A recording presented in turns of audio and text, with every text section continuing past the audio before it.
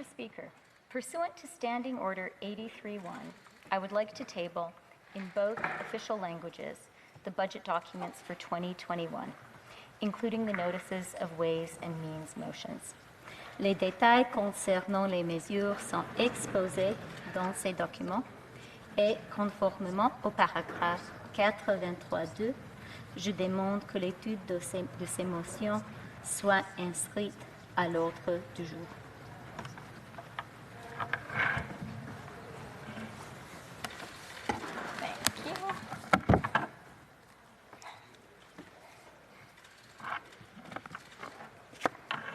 Thank you so much.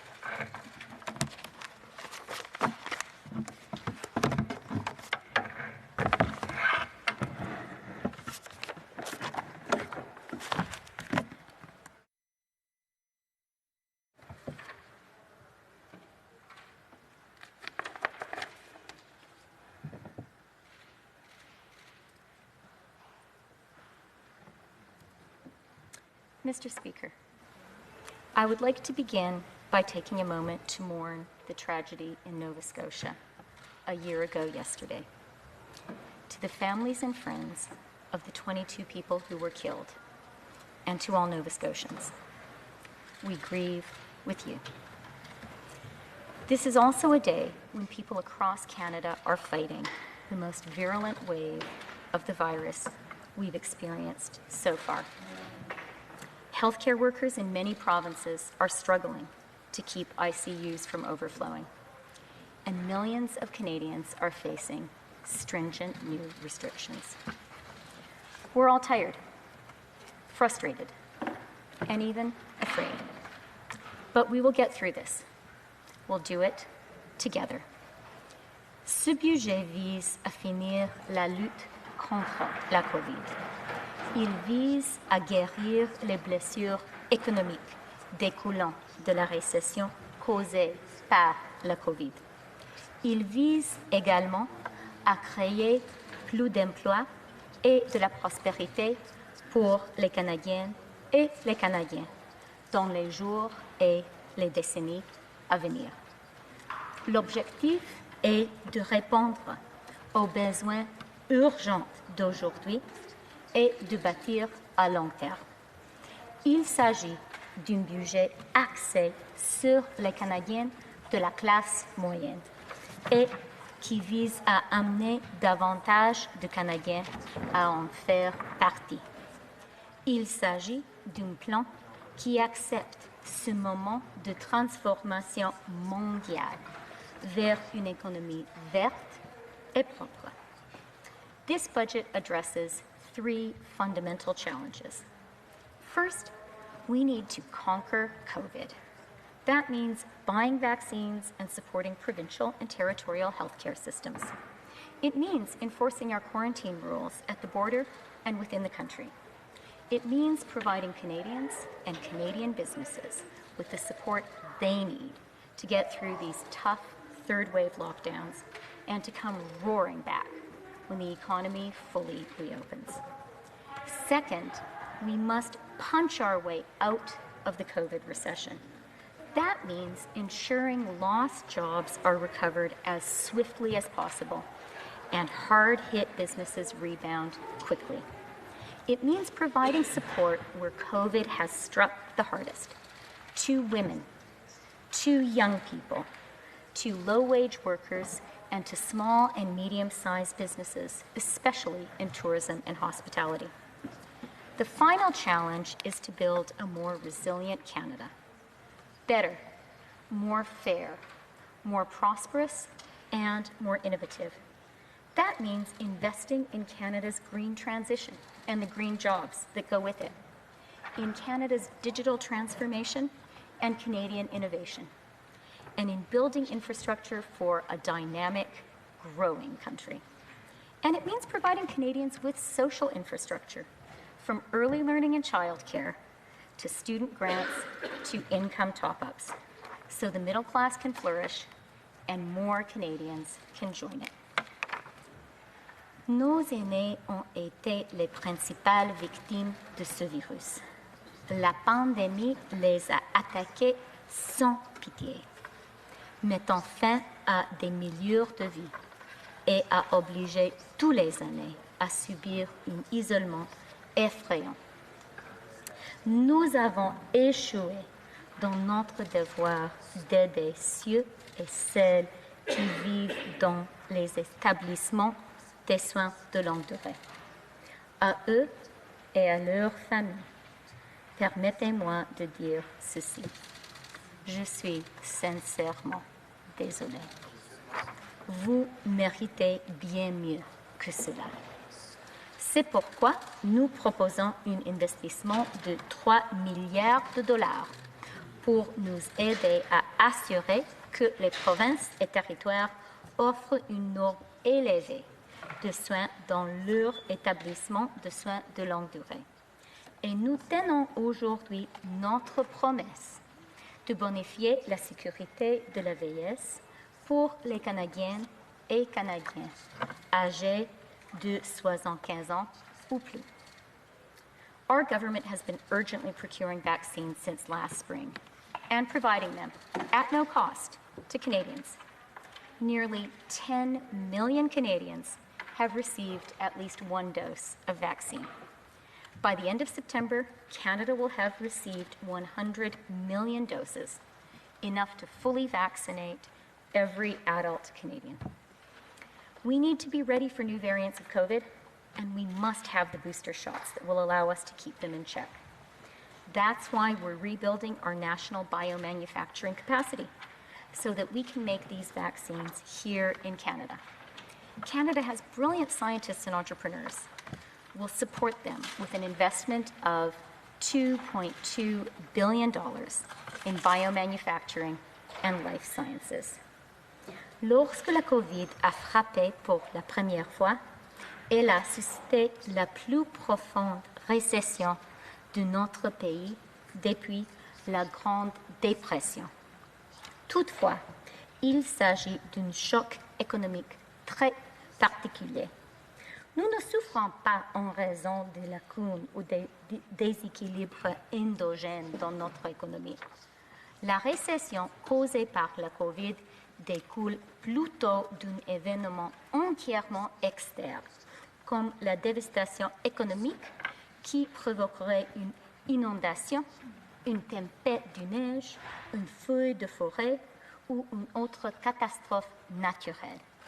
C'est pourquoi un élément essentiel de la lutte du Canada contre la COVID a été le soutien fédéral sans précédent offert aux Canadiens et aux entreprises canadiennes. Nous savions que les Canadiens avaient besoin d'un coup de main pour traverser la tempête de la COVID. Et notre approche a fonctionné. Le PIB du Canada a crû d'environ 10% au quatrième trimestre de la dernière année. Nous continuerons de faire tout ce qu'il faut. Notre gouvernement est prêt à prolonger les mesures de soutien aussi longtemps que la lutte contre ce virus le nécessitera. À mesure que le Canada fera la transition vers la relance, notre plan économique en fera de même.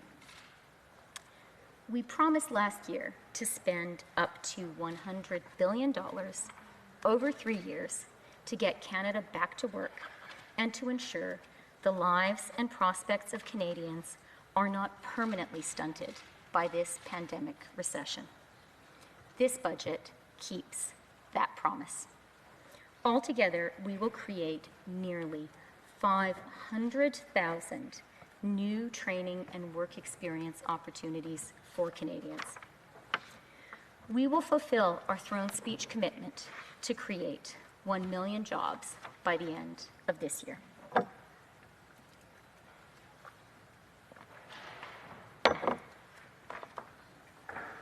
Some will say our sense of urgency is misplaced. Some will say that we're spending too much. To them, I ask this. Did you lose your job during a COVID lockdown? Were you reluctantly let go by your small business employers who were like a family to you, but simply could not afford your salary any longer? Are you worried you'll be laid off in this third wave? Are you a mother forced to quit the dream job you fought to get because there was no way to keep working while caring for your young children? Did you graduate last spring, and are you still struggling to find work? Is your family business, launched perhaps by your parents, and which you'd hope to pass on to your children, now struggling under a sudden burden of debt and fending off bankruptcy through sheer grit and determination every day? If COVID has taught us anything, it's that we're all in this together. Our country cannot prosper if we leave hundreds of thousands of Canadians behind. The world has learned the lesson of 2009, the cost of allowing economic hardship to fester. In some countries, democracy itself has been threatened by that mistake. We will not let that happen in Canada. Environ 300 000 Canadiens qui avaient un emploi avant la pandémie sont encore sans emploi.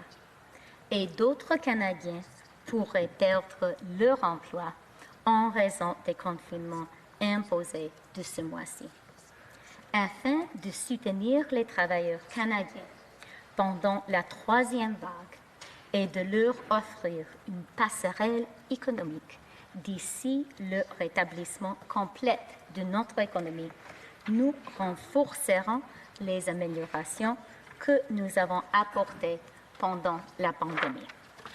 Nous maintiendrons l'accès souple à l'assurance l'emploi pour une année de plus, soit jusqu'à l'automne 2022. La prestation canadienne de la relance économique que nous avons créée pour les personnes non admissibles à l'assurance emploi sera en vigueur jusqu'au 25 septembre et les Canadiens pourront maintenant profiter de 12 semaines additionnelles de prestations. Alors que notre économie rouvrira complètement au cours de l'été, le montant de prestations passera à 300 $ par semaine à compter du 17 juillet. Les travailleurs à faible revenu au Canada travaillent plus fort que n'importe d'autre au pays pour un salaire moindre. Au cours de la dernière année, ils ont subi des risques d'infection importants et des mises à pied. Et beaucoup de gens vivent sous le seuil de pauvreté, même s'ils travaillent à temps plein. Nous ne pouvons pas passer leurs contributions et leurs épreuves sous silence, et nous ne le ferons pas. Nous proposons d'élargir l'allocation canadienne pour les travailleurs et d'investir 8,9 milliards de dollars sur 6 ans en soutien supplémentaire aux travailleurs à faible revenu, ce qui permettra d'offrir un complément salarial à environ 1 million de Canadiens supplémentaires et sortira près de 100 000 personnes de la pauvreté. De plus, ce présent budget instaurera un salaire horaire minimal fédéral de 15 $. La COVID a révélé que les prestations de maladie au Canada sont dangereusement inadéquates.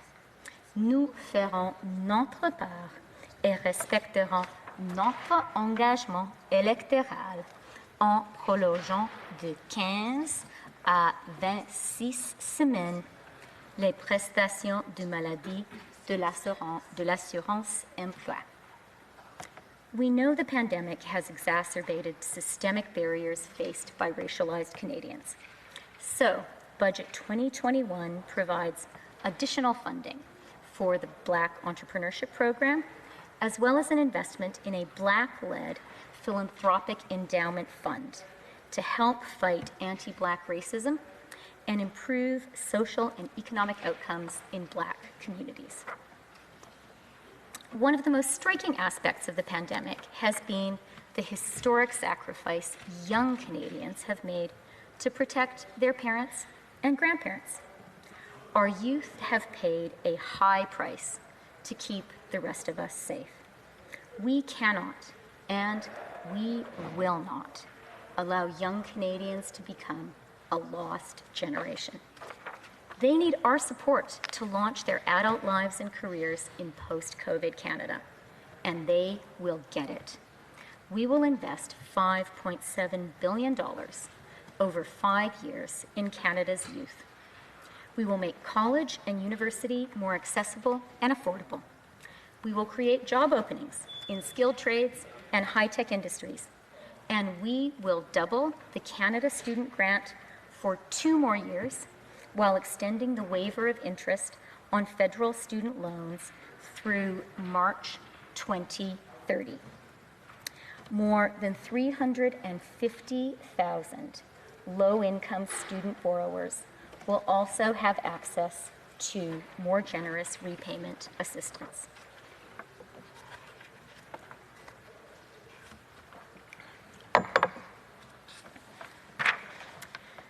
COVID has brutally exposed something women have long known. Without childcare, parents, usually mothers, can't work. The closing of our schools and daycares drove women's participation in the labor force down to its lowest level in more than 2 decades. Early learning and childcare has long been a feminist issue. COVID has shown us that it's an urgent economic issue too. I was 2 years old when the Royal Commission on the Status of Women urged Canada to establish a universal system of early learning and childcare. My mother was one of Canada's redoubtable second wave of feminists who fought, and outside Quebec failed to make that recommendation a reality. A generation after that, Paul Martin and Ken Dryden tried again. This half-century of struggle is a testament to the difficulty and complexity of the task. But this time, we're going to do it. This budget is the map and the trailhead. There is agreement across the political spectrum that early learning and childcare is the national economic policy we need now. This is social infrastructure that will drive jobs and growth. This is feminist economic policy. This is smart economic policy. That's why this budget commits up to $30 billion over 5 years, reaching $9.2 billion every year permanently to build a high-quality, affordable, and accessible early learning and childcare system across Canada. This is not an effort that will deliver instant gratification. We are building something that, of necessity, must be constructed collaboratively and for the long term. But I have confidence in us. I have confidence that we are a country that believes in investing in our future, in our children, and in our young parents. Here is our goal. 5 years from now, parents across the country should have access to high-quality early learning and childcare for an average of $10 a day. I make this promise to Canadians today, speaking as your finance minister and as a working mother. We will get it done.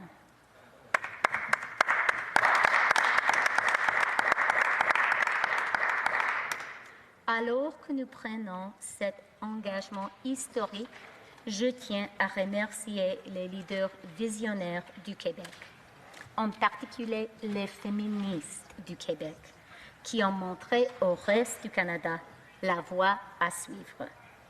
Bien entendu, ce plan prévoit également des ressources supplémentaires pour le Québec, lesquelles pourraient servir à soutenir davantage son système d'apprentissage et de garde des jeunes enfants qui fait déjà l'envie du reste du Canada et même d'une grande partie du monde. Small businesses are the vital heart of our economy, and they have been hardest hit by the lockdowns. Healing the wounds of COVID requires a rescue plan for them. So, Budget 2021 proposes to extend the wage subsidy, rent subsidy, and lockdown support for businesses and other employers until September 25, 2021, for an estimated total of $12.1 billion in additional support. To help the hardest hit businesses pivot back to growth, we propose a new Canada Recovery Hiring Program, which will run from June to November and will provide $595 million to make it easier for businesses to hire back laid-off workers or to bring on new ones. But our government will do much more than execute a rescue. With this budget, we will make unprecedented investments in Canada's small businesses, helping them invest in new technologies and innovation. We will invest up to $4 billion to help up to 160,000 small and medium-sized businesses buy and adopt the new technologies they need to grow. The Canada Digital Adoption Program will also provide businesses with the advice and help they need to get the most out of these new technologies by training 28,000 young Canadians, a Canadian Technology Corps, and sending them out to work with our small and medium-sized businesses. This groundbreaking program will help Canadian small businesses go digital and become more competitive and efficient. Le financement accru de l'initiative du catalyse du capital de risque aidera à fournir des fonds aux entreprises canadiennes innovatrices afin qu'elles puissent croître. Nous encouragerons également les entreprises à investir en elles-mêmes.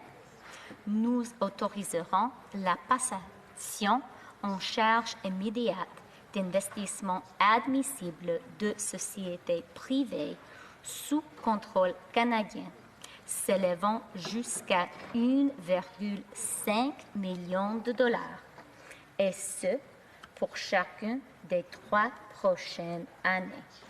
Ces déductions plus importantes aideront 325 000 entreprises à faire des investissements essentiels et à réaliser des économies totales de 2,2 milliards de dollars au cours des 5 prochaines années. Bâtir pour l'avenir signifie investir dans l'innovation et les entrepreneurs. Nous proposons donc d'investir dans la prochaine étape de la stratégie pan-canadienne en matière d'intelligence artificielle et de lancer des stratégies semblables en génomique et en sciences et technologies quantiques, des domaines où le Canada est un leader mondial. In 2020, job growth means green growth. This budget sets out a plan to help achieve GHG emissions reductions of 36% from 2005 levels by 2030 and puts us on a path to achieve net zero emissions by 2050.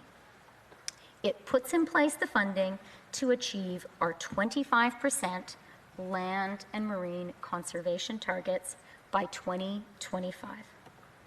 En effectuant des investissements ciblés dans les technologies transformationnelles, nous pouvons nous assurer que le Canada est bien placé pour profiter de la prochaine vague mondiale des investissements et de croissance.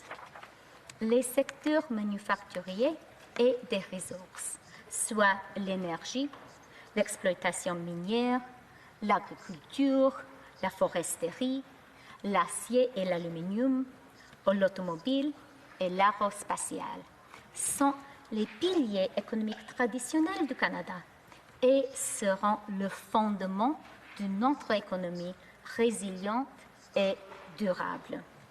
Le Canada deviendra plus productif et plus compétitif en fournissant aux autres pays du monde les exportations vertes qu'ils recherchent et dont ils ont besoin. C'est pourquoi nous allons faire un investissement sans précédent de 5 milliards de dollars sur 7 ans à compter de 2021-2022 dans l'accélérateur zéro net. Grâce à ce soutien supplémentaire qui s'ajoute aux 3 milliards de dollars que nous nous sommes engagés à verser en décembre, l'accélérateur net zéro aidera encore plus d'entreprises à investir pour réduire leurs émissions de gaz à effet de serre, tout en faisant croître leurs entreprises. We will propel the green transition through new tax measures, including for zero emissions technology, carbon capture and storage, and green hydrogen. We are at a pivotal moment in the green transformation. We can lead, or we can be left behind. Our government knows that the only choice for Canada is to be in the vanguard. Our growing population is one of our great economic strengths, and a growing country needs to build. We need to build housing. We need to build public transit. We need to build broadband. We need to build infrastructure, and we will. We will invest $2.5 billion and reallocate $1.3 billion in existing funding to help build, repair, and support 35,000 housing units. And we will support the conversion to housing of the empty office space that has appeared in our downtowns by reallocating $300 million from the Rental Construction Financing Initiative. Houses should not be passive investment vehicles for offshore money. They should be homes for Canadian families. So, on January 1st, 2022, our government will introduce Canada's first national tax on vacant property owned by non-resident, non-Canadians. Une croissance forte et durable dépend également du transport en commun moderne.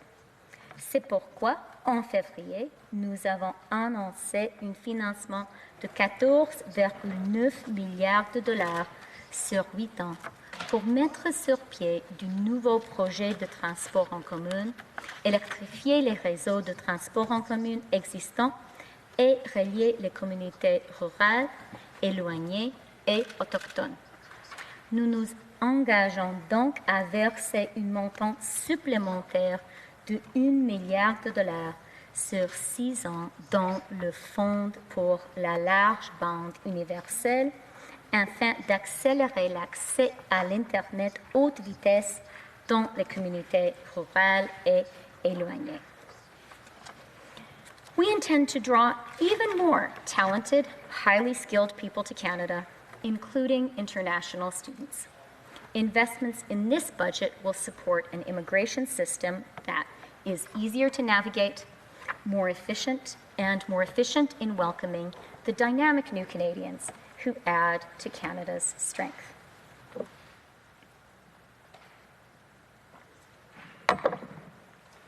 Our government has made progress in righting the historic wrongs in Canada's relationship with Indigenous peoples, but we still have a lot of work ahead. It's important to note that Indigenous peoples have led the way in battling COVID. Their success is a credit to Indigenous leadership and self-governance. We will invest more than $18 billion to further narrow gaps between Indigenous and non-Indigenous peoples, to support healthy, safe, and prosperous Indigenous communities, and to advance reconciliation with First Nations, Inuit, and the Métis Nation. We will invest more than $6 billion for infrastructure in Indigenous communities and $2.2 billion to help end the national tragedy of missing and murdered Indigenous women and girls. This has been a year when we have learned that each of us truly is our brothers and our sisters' keeper. Solidarity is getting us through this pandemic, and solidarity depends on each of us bearing our fair share of the collective burden. That's why, now more than ever, fairness in our tax system is essential. Afin d'assurer l'équité de notre régime, ce budget investira dans la lutte contre l'évasion fiscale, mettra en lumière les ententes en matière de propriété effective et assurera que les entreprises multinationales paient leur juste part d'impôts au Canada. Notre gouvernement s'est engagé à collaborer avec nos partenaires de l'OCDE pour trouver des solutions multilatérales à la dangereuse course au moins-disant fiscal des sociétés. Cela comprend les travaux visant à conclure une entente sur l'imposition des grandes entreprises du service numérique. Nous sommes optimistes sur le fait qu'une telle entente peut être conclue cet été. Entre-temps, ce budget réaffirme l'engagement de notre gouvernement d'imposer une telle taxe de façon unilatérale jusqu'à ce qu'une approche multilatérale acceptable entre en vigueur.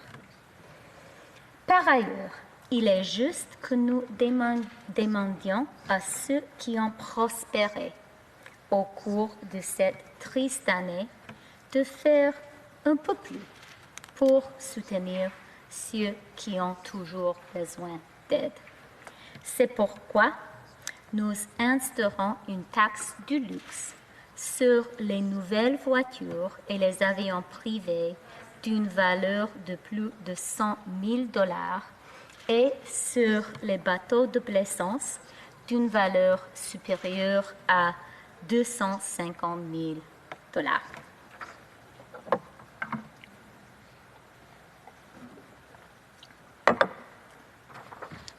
This budget lives up to our promise to do whatever it takes to support Canadians in the fight against COVID. And it makes significant investments in our future. All of this costs a lot of money. So it's entirely appropriate to ask, can we afford it? We can, and here's why. First, because this is a budget that invests in growth. The best way to pay our debts is to grow our economy.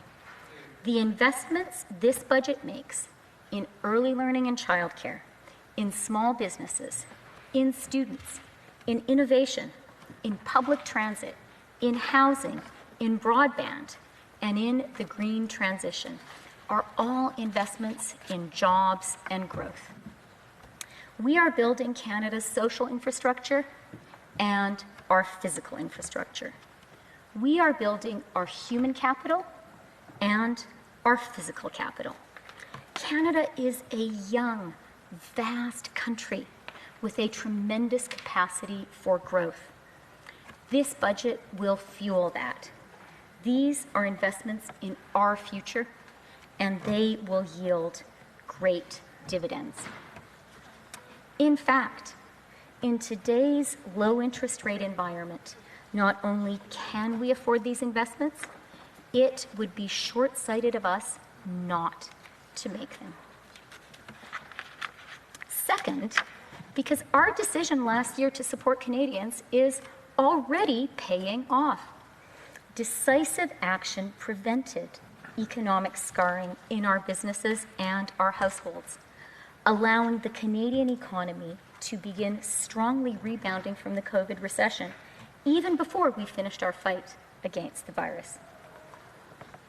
Third, because our government has a plan and we keep our promises. We said in the fall economic statement that we would invest up to $100 billion over 3 years to support Canada's economic recovery. And that's what we are outlining here today. We predicted a deficit for 2020-2021 of $381.6 billion. We've spent less than we provisioned for.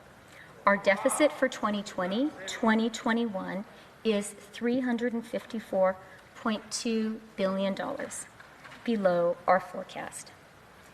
Finally, and crucially, we can afford this ambitious budget because the investments we propose today are responsible and sustainable.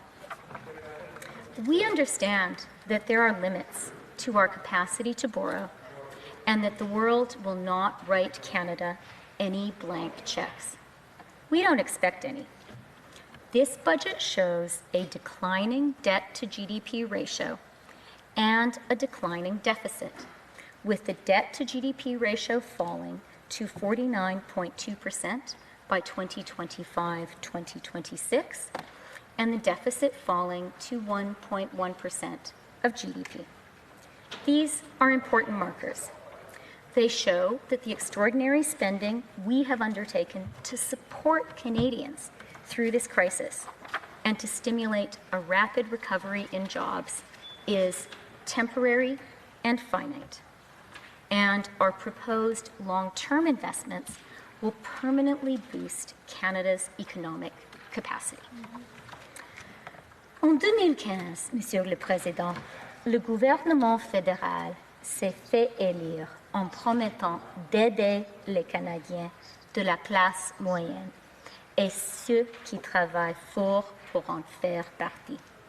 Nous avons promis d'investir dans les travailleurs et leur prospérité et dans la croissance à long terme au profit de tous. Et nous l'avons fait. Aujourd'hui, nous relevons un nouveau défi, le plus grand que notre pays ait connu en une génération, avec une promesse renouvelée. Opportunity is coming. Growth is coming. Jobs are coming. After a long, grim year, Canadians are ready to recover and to rebuild. We will finish the fight against COVID. We will all get back to work. And we will come roaring back. Thank you.